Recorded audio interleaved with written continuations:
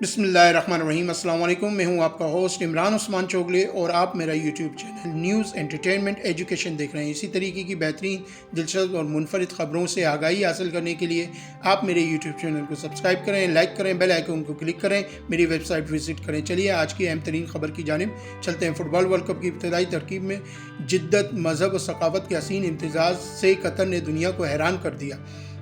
Football world cup दुनिया की खेलों की दुनिया का सबसे बड़ा इवेंट है। इसे कतर ने इस्लाम की तबलीग का जरिया बनाकर मुस्लिम ममालिक को पशेमान मगरबी दुनिया को हैरान कर दिया।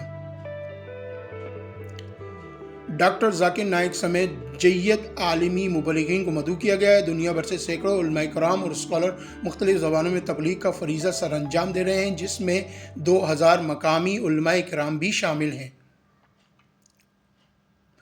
कतर की मसाजिद दिलकश आवाज़ों वाले मौज़िन मुकर्रर किए गए हैं। तमाम मसाजिद को इस्लामी म्यूज़ियम की तर्ज पर पेश किया जाएगा, जहां किसी भी वक्त कोई भी आकर मालूमात ले सकता है।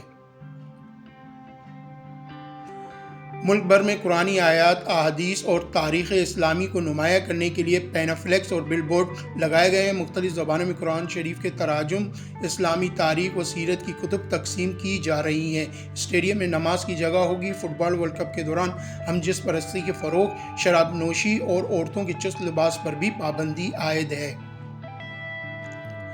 कतर ने दुनिया को वाज़ेह तौर पर पैगाम दिया है कि वो 28 दिनों के लिए मज़हब और तहज़ीब को तब्दील नहीं कर सकता। दुनिया को हमारी रिवायत, मज़हब व इक़्तिदार का पास रखना होगा। कतर का ये तर्ज़ अमल मुस्लिम ममालिक के लिए मशअल राह है।